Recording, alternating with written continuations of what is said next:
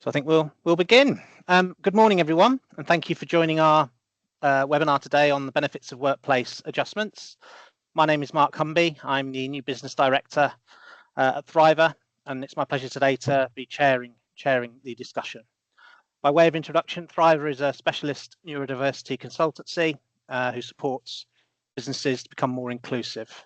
We can do that through the full employment life cycle, from attraction to recruitment to onboarding, and then supporting employees as they progress through the business. The webinar today will be recorded and will be available to access on the Thriiver portal post the session, and we'll send an email around with the links to that. We have a fantastic panel today full of experience, and joining us today are Matthew Carpenter, EDI and Engagement Manager at the law firm Mishcon del Rey, Amanda Nichols, Senior Health and Safety Manager at the leading professional services firm Grant Thornton UK, Eva Toro-Freund, who is a paralegal at the law firm Irwin Mitchell, and Tracy Johnson, who is a workplace needs assessor.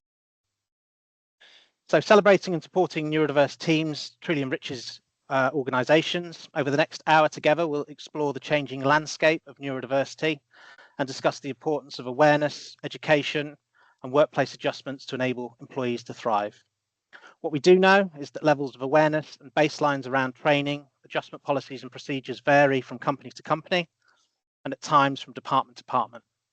Our panel today are able to showcase the benefits of workplace adjustments, whether that be through the provision of the assessments themselves, being a recipient of the adjustments, or being a business that implements the adjustments as well. Both Grant Thornton and Mishcon del Rey have been doing fantastic work in their approach to neuro-inclusion, and over the next hour, Amanda and Matthew will be sharing some great insights and examples of best practice from their organisations.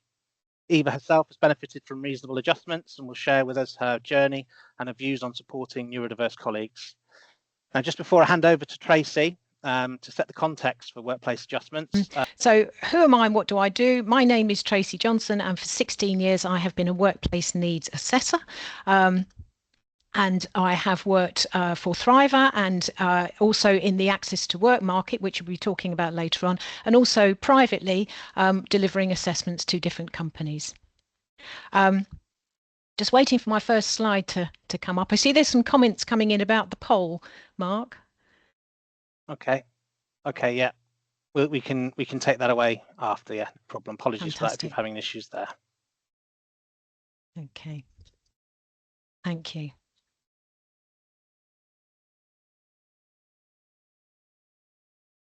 Just wait for a moment for the slides to come up, so hopefully everybody can see them shortly.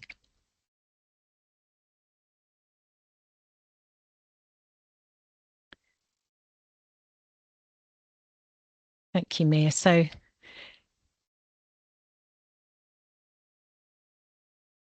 there we go. Mark, shall I introduce Thriiver? Would you like to do it? I've already, yes, I could do that. That's no problem. So yes, we're a specialist provider of workplace support services and products. We have over 28 years of lineage in the market. So our founder and CEO, Lawrence, created the business in effect because he himself is dyslexic and wanted to bring assistive technologies to market. Our experience is enhancing accessibility, inclusion and well-being for individuals with disabilities and neurodiversity. And as I said, we can support businesses through the full life cycle, whether that's through assistive technology and training, workplace strategy coaching, awareness training, audits, but then as well, we also provide private workplace needs assessments for individuals as well, which is what Tracy is going to outline now. Thank you, Mark. So next slide, please. So reasonable adjustments. We'll just move on to our title slide. What are reasonable adjustments? And I appreciate some of you may already be aware of this term. A reasonable adjustment is a term that arises from the Equality Act 2010. It's a legal requirement, but basically they are changes to the working environment or working arrangements needed by a person with a disability or a long-term health condition so that they can do the job as well as possible. As we've said, the term originates from the Equality Act 2010. It's a legal requirement for the Act, but reasonable adjustments are also commonly referred to as workplace adjustments or accommodations. So what actually are there? Basically, they're changes to remove or reduce disadvantages for employees, for relevant employees.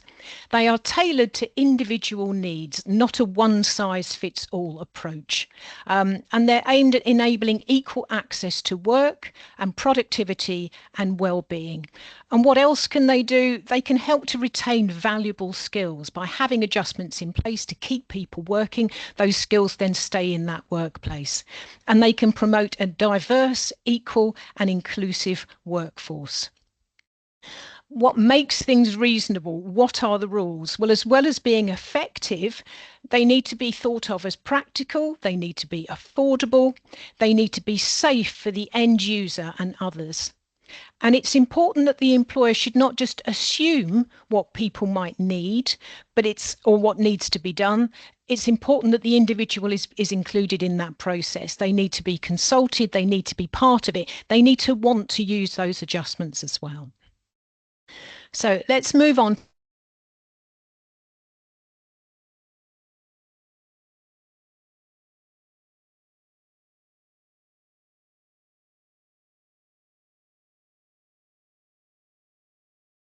I think you might have frozen there, Trace. Oh, no, you're back. That's fine.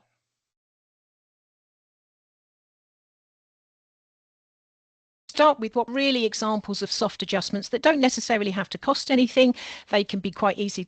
Oh, sorry.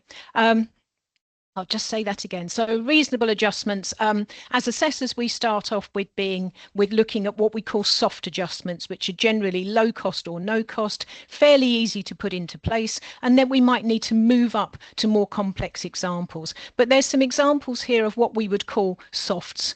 So they could be things, and obviously today we're talking about neurodivergent individuals. So these are examples that are based on particular needs from those conditions. So quiet spaces, thinking about designated quiet areas for focused, distraction-free work, and sensory-friendly spaces as well. Work environments with low lighting, soft seating, and minimal noise to reduce sensory overload, to let people sit somewhere separate from the main hubbub of the office, to really focus on their work, to be comfortable, not aggravated by bright light and noise. Adjustments could also include ergonomic equipment. Obviously, employers are required to provide chairs and keyboards and mice to support their employees. Maybe people have particular needs. Certainly, people with dyspraxia can have challenges with when they are sitting, when they are using certain keyboards and mice. So maybe it's a way of looking at those items as well. Could something else work better for that person? So to increase their physical comfort and reduce strain when they're working. Flexible working hours, so options for variable start or end times to the day, or remote working. Variable start or end times, often people, certainly if they have sensory challenges, might find using public transport challenging, or driving in the rush hour. So could people start earlier and end earlier? Remote working, the onset of COVID has led to so much more hybrid working. This wasn't the case before, but it means people can then create their own working environment at home in a space where they can control. It's quieter, it's calmer. They might find they're more productive there, more relaxed. So the accommodation, the adjustment is to enable persons to work from home all or some of the time. But it's about getting the best out of the person. So if that works for them, then that's a really good adjustment. Maybe a dedicated desk. In the era of hot desking as we are, this can be quite stressful for people. So it may help to assign a fixed workspace for consistency for somebody, and also reduce sensory disruption, thinking about how bright it can be in offices if people are very close to noisy areas, say kitchens or walkways, noisy employees, people who talk on the phone a lot, for example. Maybe think about where there could be a quiet workstation where somebody can reserve it only when they're in the office. If some of the time they work from home, then that's fine as well, but just to give them somewhere with that consistency. So just some examples there of soft adjustments. Maybe even allocating a buddy or a mentor as well. That can help. Somebody close to that person who understands how it is for them to talk them through certain processes. Maybe things like thinking about how training is delivered when new starters join the company. Is training suitable for that person? Is it presented in a way that works? I've met people over the years who've said that they have missed out when they started the role because they didn't really understand what they were meant to do and they didn't want to ask. Next slide, please. Thank you, Mia. Some other soft adjustment examples: give clear and concise communication, the use of plain language, avoiding jargon, not using ambiguous terms, being plain and clear about how information is given, giving the person listening the chance to ask questions, to take notes. Often with neurodivergence, it's about how people process and understand. Can they write notes? Can they ask questions? If there is an opportunity as well to provide written instructions afterwards, so to combine those verbal instructions with a follow-up email with written materials, even if it's just bullet points, to say, you said you do this at this time with this person. Really straightforward, and then there's a record then of that discussion. Maybe offering extended time for tasks, so additional time for activities involving reading, writing or processing, especially for persons with ADHD, with dyslexia, the time it takes to understand, to have an avenue to be able to check on that without having to keep rushing to meet a deadline. And lastly, to offer neurodiversity training and awareness to the company as a whole, to educate teams to build a more inclusive and understanding workplace culture. People do want to help, it's just they don't always understand how to do that. And by giving that kind of training and awareness, then it educates the team. People can then support their colleagues more ably, and in that way, the colleague is then supporting that person too. It's a team effort. Next slide, please. Why do employers have to make reasonable adjustments? Because there is a legal requirement. This is for employees, new starters, apprentices, and also people applying for jobs. And the adjustments are designed to remove or reduce barriers that may prevent a disabled person from performing their role effectively. Failing to make reasonable adjustments may amount to disability discrimination under the Equality Act.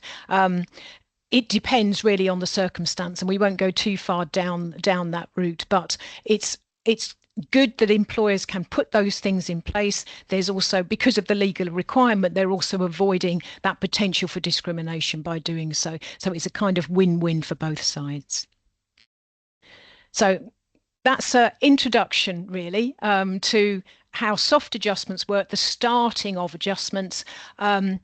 Obviously, there's more complex things like software or equipment. We won't go too far down that route today, but they are more robust examples really of adjustments. But it's good to look at what soft adjustments might support a person first, and maybe that's all they need to help them move forward. So thank you, Mia. Thank you, Mark. I think we're going to do that later, Mia. That's unless you want me to do that now. I think if you could just briefly touch on what a workplace needs assessment is, that would be great. Yeah, that's great. A workplace needs assessment, we can talk about this a little more in detail later on. This is where someone like me comes in. So obviously there can be internal routes that people can follow to be able to get support at work, but sometimes a bit more robust support is needed. And so a holistic workplace assessment identifies an individual's work-related needs arising from a long-term health condition or disability, and obviously neurodivergence, as we're talking about today. Needs assessment is one-to-one. Somebody comes in to talk to the person to find out what the challenges are, and then look at what kinds of solution may be available to them. It's a really good step if the employee or the employer is uncertain about what adjustments and solutions would be most beneficial. There's an awful lot of choice out there, different examples of things. It really depends on the individual. So an assessment is to give that person the opportunity to talk about where their needs are and to be questioned as well, because in my experience, people don't always know where their challenges are until you start talking about it. Sometimes people feel that it's like that for everybody, that everybody takes longer to read something, say, or doesn't follow verbal instructions very well. So it's a good opportunity to sit down with somebody to work through where the most frequent issues might arise and to see how they affect that person and how much and what could be done. So it assesses an individual's specific job role, their working environment and personal needs. And it's about tailored recommendations rather than a one-size-fits-all approach.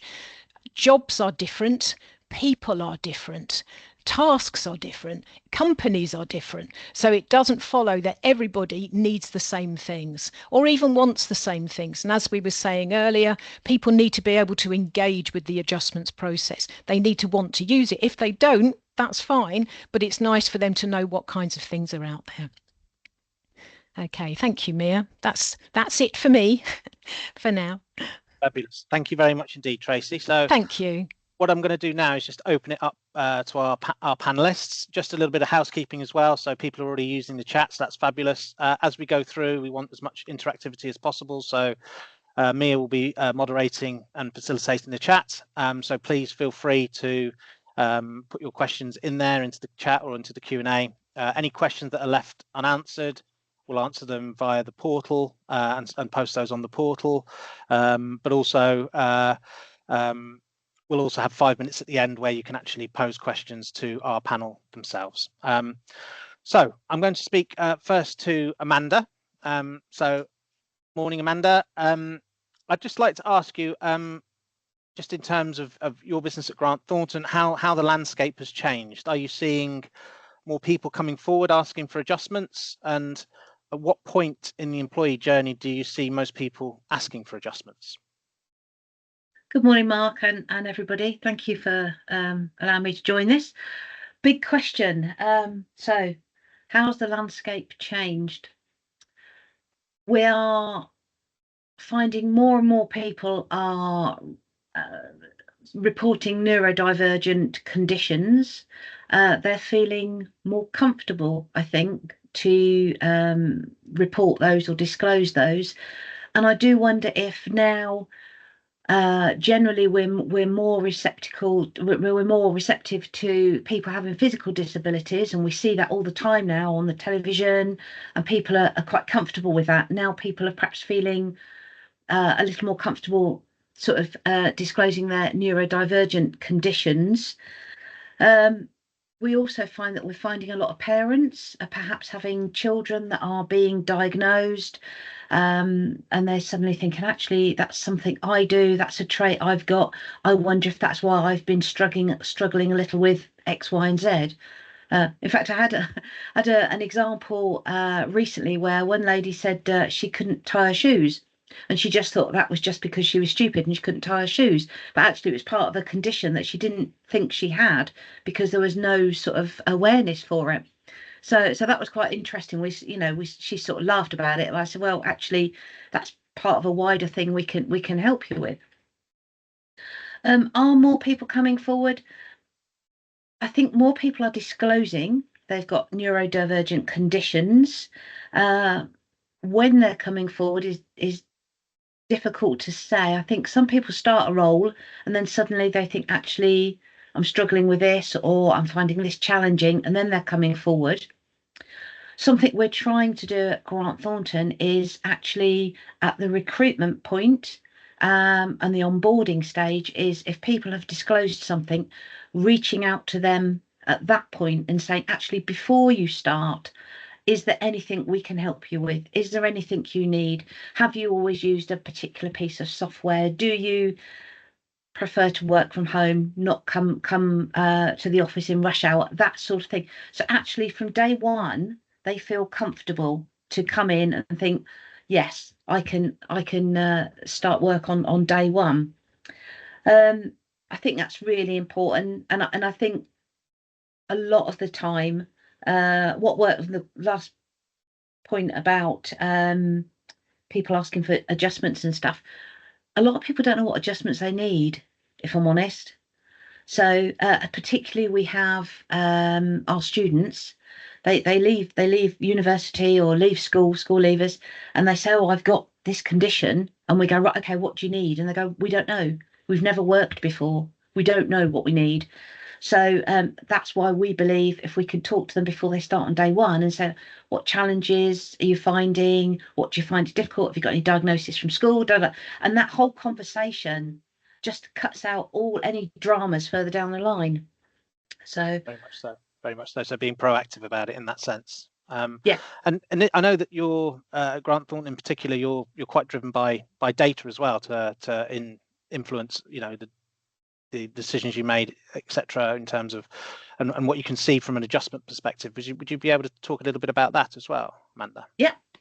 So when we talk about data, we're not talking about individual people. We're talking about generic stuff like how many people have recorded they've got X condition or Y condition. We're not looking at Fred's got this or whatever. So firstly, it's important to note that because it is special data. So we don't share any of that. But we work with Thriiver, and we do have a monthly reporting system where we look at what are we doing, how are we providing, what are we getting feedback from our people. If our people are coming back and saying, actually, this piece of software isn't working for us, and that's quite powerful to have that sort of data to say just because one person finds Grammarly useful, for example, it doesn't mean we issue that out to everybody. But after a period of time, we'll find there'll be 3 or 4 different pieces of software. 90% of them will say, actually, this is the best one for the majority of people. So we can actually think about issuing that first. Or it might just be as simple as actually we can tell everybody they can work from home because that works best for them, or whatever it might be. Yeah, and I think that element of the actual training on the assistive technology as well is fundamental as well, because it may be that actually someone hasn't been fully trained in how the intricacies of that, and equally it can vary from implementation sort of when those technologies are put onto a different IT infrastructure as well. So there's some work that needs to happen sort of before launch and then as it's then rolled out. So those elements are really important as well. Fabulous. Well, thank you for that, Amanda. Thank you. Eva, just to move on to you, if that's okay. I'm interested if you could tell us a little bit about your journey and your experience with reasonable adjustments. Sure. Hi. Yeah, thank you for having me, and hello, everyone. Yes, well, I'm dyslexic, and I was diagnosed very young, around the age of 4, when my parents realized that I wasn't really speaking that much. And I would say that my experience has varied significantly throughout my life, whether that was in education or in the workplace. And I've had a lot of mixed responses. Good responses would be, for instance, hi, I need reasonable adjustments. And the response would be, oh, great, let's help you.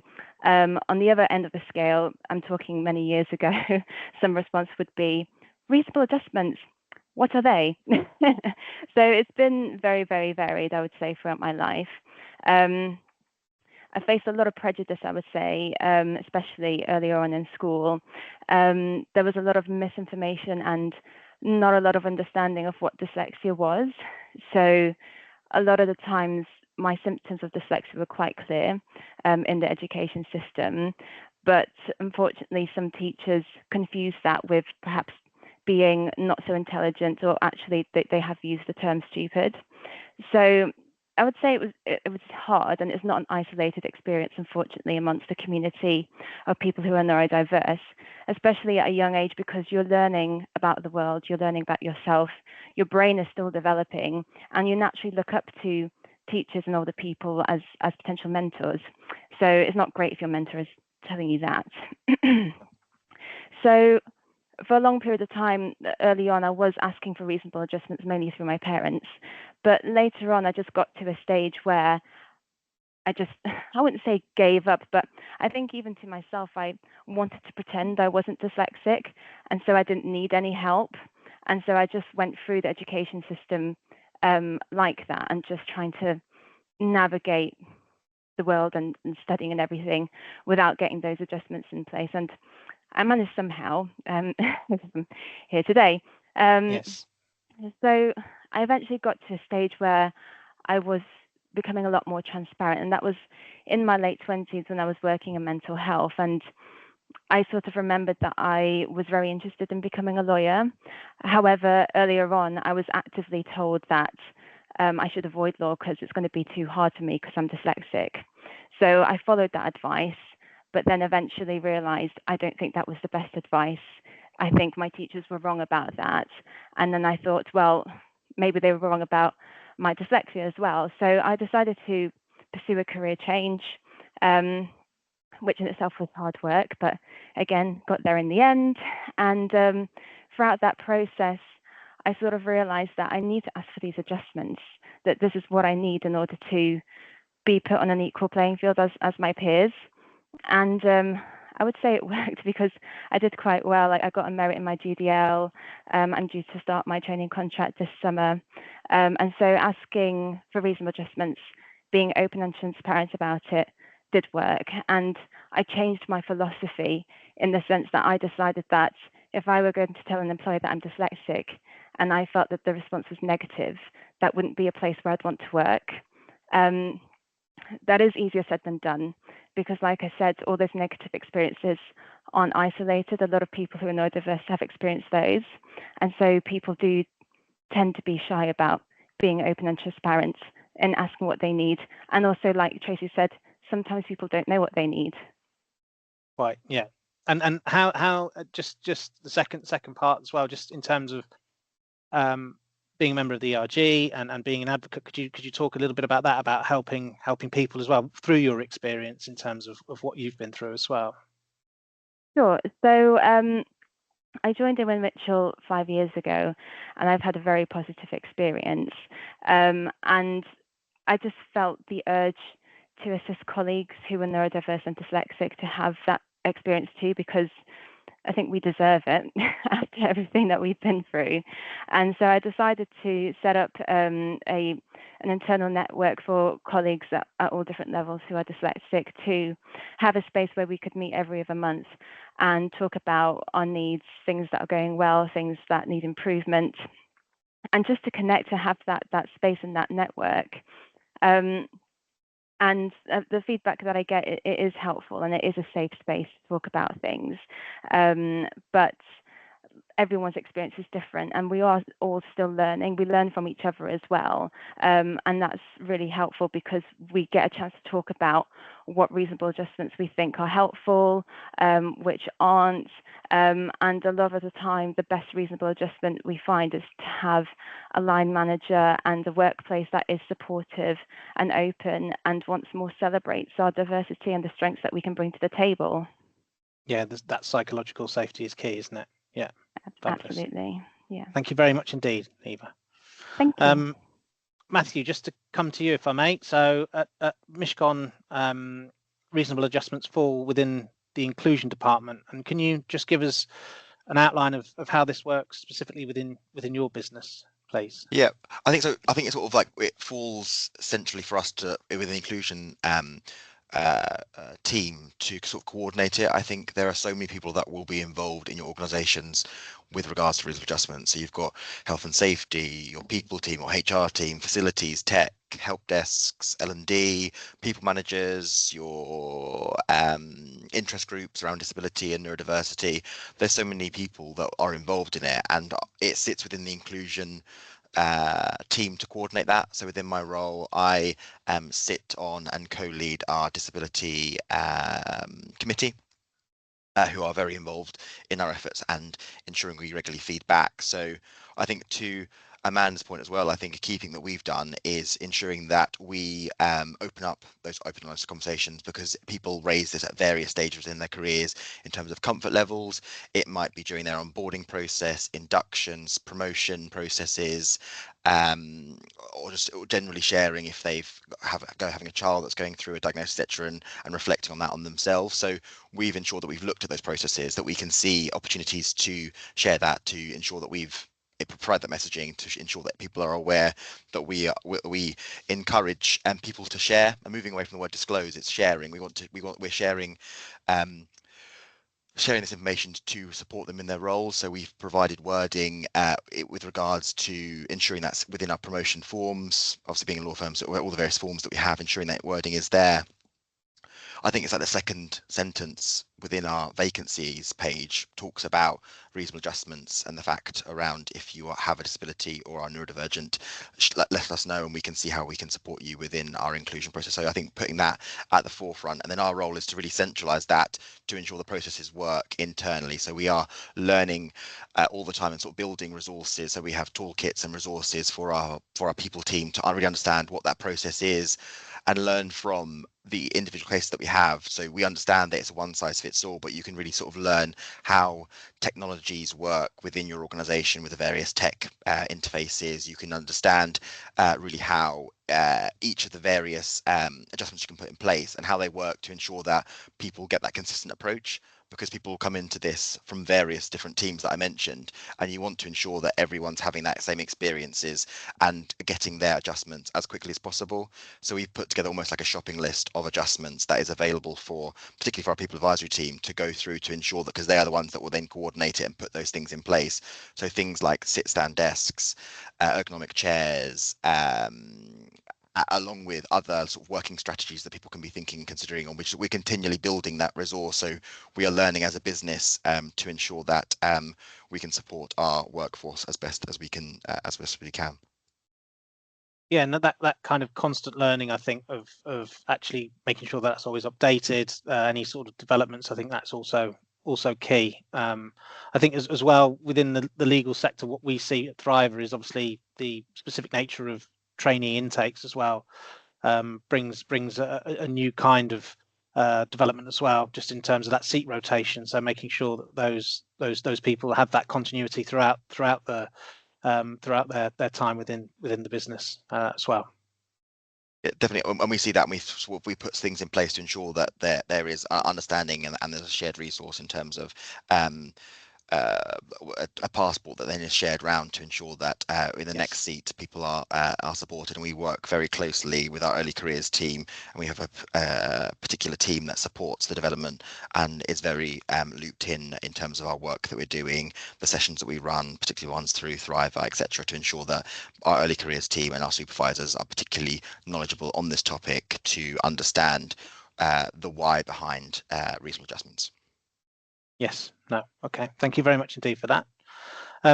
Tracy, we've sort of outlined some of the adjustments in terms of a workplace needs assessment, but they can be put in place without a workplace needs assessment, of course. In what cases, I suppose, would you? That's two-parter. What kinds of things would you recommend for a workplace needs assessment, and then at what juncture would you say? What cases would you recommend that one is undertaken?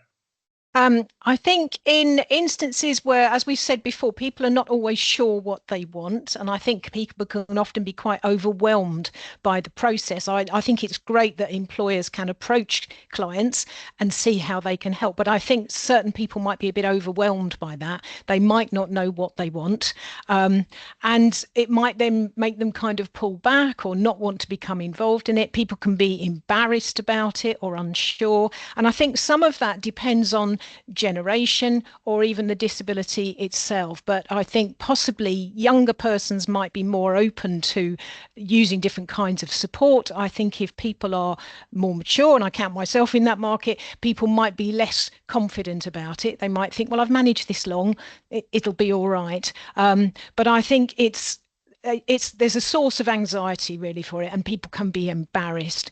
I think if people are as Amanda was saying, sometimes people are coming forward because their children have been diagnosed or other members of their family, and suddenly it's this huge change for them. So in some instances, going to an employer and saying, could I have this, is not going to happen. So I think an assessment gives them that opportunity to just sit down privately with a third party, so not somebody connected with the company, a third party who can say, right, tell me where the challenges are, what do you have difficulties with? And I think people are more open in an assessment than they possibly might be if they were just talking to their employer, because once they've said something, it's out there. But with an assessment, they may be able to keep that secret if they want to. And people have said to me over the years, don't put that in the report, but this happened, or I think this. And that's how it is. You kind of roll with what the client would like and then try and find a balance. Also, I think sometimes people don't always know that their traits arise from a particular condition. They will say, oh, I thought it was like that for everybody. Doesn't everybody have a bit of a problem reading?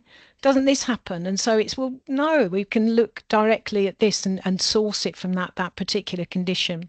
But I think different companies have different procedures, different jobs. It really depends. It's trying to get the solutions to fit it into the job. There's other things out there, I suppose. Just a word as well about how to get assessments. It's possible, we've said about access to work, it's possible to get access to work assessments, and access to work is a brilliant service, but at the moment, more people are waiting longer and longer for an assessment. So organisations are looking outside for faster support, which is where companies, including Thriiver, can support. But I think access to work things have changed, and I think the waiting list does deter people sometimes. And also I think needs assessments if there are complex needs. Obviously today we're talking about neurodivergence or neurodiversity. Sometimes there's other conditions, and I think a needs assessment will then look at that as well. So maybe someone has hearing loss as well, maybe they have some kind of vision loss, maybe they have ergonomic needs. We've talked about sit-stand desks, but maybe there's a particular condition. In those instances, then I feel a needs assessment is more appropriate. So an appropriately trained person can alter the questioning between neurodivergence and then look at what else that person might need. And sometimes solutions are not compatible. Equipment may not work with software, for example. So it's being able to recognise those instances and find a solution for people. And that's some of the work that happens in terms of that pre-consultations we talked about previously. There's a bit of work that if you're going to roll out software there needs to be a level playing field in terms of that infrastructure from an IT perspective. And I think you referenced this at the beginning, Tracy, but I mean it's not just the case that all adjustments either have to be assistive tech or coaching. No. Is there could you outline some sort of quick starter for 10 kind of examples where things aren't costly? Yes, I mean, but as we said, we talked about the soft adjustments earlier. As an assessor, you start with those because certainly through access to work, your remit is to find the minimum need of the client for the best value. So you look at the cheap and easy things first, and then you move up. And maybe people do need assistive software. Maybe they do need another chair, different things. Maybe they need mind mapping. Maybe they need other adjustments. But that's what you build up to. What's changed over the years is what Microsoft can offer. And there's a lot more features now in Microsoft than there was when I started. And it's good that they are embracing that. And so, yes, there are avenues now that we can go down to think, well, Microsoft might be able to do this for this person, rather than always thinking, right, how can we fit third-party software into this system? So there are instances when those really would still count as a soft adjustment. But there's things that people have already got access to. There it is. It's on their computer today and they can start using it. But I think in those instances, having someone show them how to do it would be helpful as well. People aren't always that technically confident. So having somebody to introduce them to those things and see how it would work. And also coaching. One-to-one coaching is helpful for things like anxiety or memory issues or organisational skills. And I think that's good to have that incorporated into an assessment and provided for people as a complement, really, to the more robust examples of software or hardware. Yeah, and I think as well, what we've seen as well is an increase as well from our side in terms of co-coaching as well. So that's where it's not just the individual, but it's the manager, the person who manages with the employee, and then they go through that process together. Yeah, this is it. Yeah. I do feel in all these years, employers generally do want to help, but they just need to know how. And sometimes it just takes somebody guiding them really to say, you could do this. How about this? And then letting that person move forward. And also, lastly, as well, with a one-to-one assessment, you get a report at the end. So the written report outlines where the challenges are, what can help, what the next steps are, how this can be incorporated, where to get it. It's all in there. And something I always add in there as well is to say about progression planning too. I think some employers over the years think that if somebody gets some software on Monday, on Tuesday, they're completely skilled and their inbox is empty. It's not going to happen like that. So it's being able to say in the report, can you give this person a break while they get used to using this, while they apply it to their job, and also think about that if they're looking at any performance reviews, which often trigger really an assessment, is to say, can you back off with the performance review as well until this person gets used to this. So that's another. I've seen that recently in terms of a couple of queries we've had through. Just to circle back on one, I've just seen a question on the chat as well, Tracy, while we've got you, just could you give some examples of what kinds of in terms of how you could help through the Microsoft software for ND? What kind of functionality does that have? Is a couple of examples you could give there? Well, all sorts of things. The OneNote feature, the to-do feature, My Day, you can plan things better. There's a lot of things in there. I mean, it's probably a bit too detailed to go into today, but you can create your task list, you can import them, you can share them. There are things out there that are actually already in Microsoft, so it's worth working through those first, because then you're not introducing third-party items into your computer, and you're already part of the team you're sharing those things with as well. You can easily export things to other colleagues, share ideas. But look at Microsoft 365, the Office features, and Outlook's got a lot in it. But yeah, it's worth looking at those first. They're free, they're already there, and they're easy to use. Brilliant, thank you. And just opening up to the panel, so and we'll take each in turn if that's all right. So the question I'd like to ask is, what adjustments have you seen working well? That could either be hardware, software, soft adjustments. So Amanda, could I pose that to you, please? What have you seen working well from adjustment perspective? Yeah, sure. So it's interesting actually, because I've been keeping an eye on the chat and different bits and pieces. For me, there's a couple of things. Firstly, I think if people feel comfortable to share, then that's always a good start. And if they've got a workplace passport, so actually we know the way they want to work, we know they want to work in a quiet area or whatever, and they're sharing that with the people that they're working with, that's really powerful. We've got a number of groups on our intranet, peer groups, so that actually people can have a look at that and see hints and tips and share ideas and thoughts. And interestingly, we're finding more and more people that have got that haven't been diagnosed going onto those groups and sort of saying, oh, I've had this challenge, is that normal? And then there's been lots of chatter about that. So that sort of stuff's really good. Building an inclusive workplace sounds easy, doesn't it? It sounds like, great, we just do that tomorrow. It takes years to do that, but I think a lot of the soft adjustments, flexible working, we found really useful, really useful. Because people can then do things like they can work around school run times, which they might be getting anxious about, or whatever it might be, or maybe work in the evening when they feel a bit they're working better sort of in the evening rather than in the morning.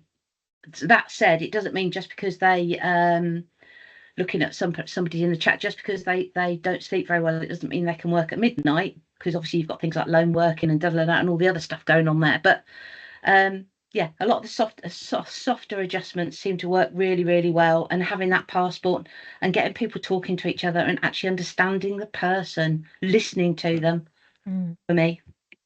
Fabulous, thank you very much. And Eva, would you be able to talk about some of the adjustments maybe that you've seen working well from your experience? Well, from my personal experience, because every person with dyslexia is different, what I find really helpful is Microsoft Planner, for instance. That helps organize my day, week and month. I do enjoy using Read Aloud, especially with really lengthy emails that come in or reports. I especially at 3 o'clock, I just can't anymore. I need something to read it out to me so I can listen and take notes and relieve the fatigue, because a lot of it is the fatigue, right? When you're slower at reading and it's harder to process. And I sometimes dictate, but I can find that quite difficult, the way I speak in my written language is different how I speak verbally, but that might just be a point of practice. And having open, honest and ongoing conversations with colleagues and the management team about what I need, that's very important as well. I wouldn't be surprised that my needs will change with age, but it's more importantly job role. So keeping that conversation as an ongoing conversation and reasonable adjustments is very helpful to me, and I believe that's quite necessary, more broadly speaking. Brilliant, thank you very much indeed. And Matthew, just to you, what adjustments have you seen working well within Mishcon Thriiver? Yeah, we are all the accessibility to tools and that sit within Microsoft. We have found them very useful. What we have done as well is created an accessibility and assistive technologies resource hub. So it's anyone in the firm can access information. It isn't just people that come forward to their HR contact. Anyone can access the information around how they could utilize Planner, how they can utilize accessibility functions that Eve went through in terms of read aloud. There's so much things you can do there in terms of changing text and background. So we wanted to make sure that this information was accessible to everyone. So all the managers would be aware of it, all individuals within the business would be aware of it as well. We did a similar thing as well in the sense of like making this information more accessible to all, in similarity in terms of those sensory rooms. So we outlined all these rooms so everyone is very aware of where the rooms are, what the functionality of the rooms are in terms of, is it lockable? Can you dim the lights? What's the furniture in there? So people can be very aware of where those are. We now have multiple office locations, and people might be working in the different locations. So they might be working in an office that they're not familiar with. So all that information is in one place, and that is shared with people along with the assistive technology hub at the various stages of coming and onboarding and joining Mishcon, and also throughout their careers in terms of through transition programs as they change roles and teams, etc., to ensure that information is always available. One particular software that I'm very pleased about is that there's a piece of software that I've forgotten the name of, but that it can change the background of your laptop. It's tint and track. It's tint and track, Matthew. Which is very helpful because no one should trust me with a tape measure trying to measure up what size screens people need to use. So being able to have a piece of software that does the job for us, so we don't have to get someone facilities to measure a laptop, is very handy. Fabulous. Well, that's good news as well, and helps you out as well. So that's positive as well, Matthew. And then just the final point to the panel, if I may, and a bit more of a different one. Why is this topic so important to you, Amanda? If I can start with you, please. So I think I love my job. I'm happy in my job. I think it's really good, and I'm really lucky. But I want everybody to come to work and be able to bring the best version of themselves to work and to be happy and fulfilled in the job that they're doing. So for me, if I can just do something small like changing their working hours, and that can make a massive difference to somebody, enabling them, that it's just really, really important. And it's all about people, isn't it? We're all people. So for me, it's about helping people to bring the best versions of themselves to work and enabling them to do and be happy and fulfilled. So fabulous. Thank you very much. Thank you. And Eva, for you, why is it so important, this topic, for you? Well, it's important to me because people who are neurodiverse, just like everyone else, have dreams. They have careers they want to pursue. And I just think it's really unfair if they can't do that, if they don't get the reasonable adjustments they need in place. And we discussed it today. It's very possible to get those in place. I don't think it would be fair that they continue to face those barriers. And so it's important to me to be involved in these initiatives and help make a change, because they deserve to be happy too. They deserve to thrive. They deserve to feel successful. They deserve to reach their goals and feel good about themselves and what they do as well, just like anyone else. Fabulous. No, thank you for that. And then Matthew, if you could share your thoughts on why.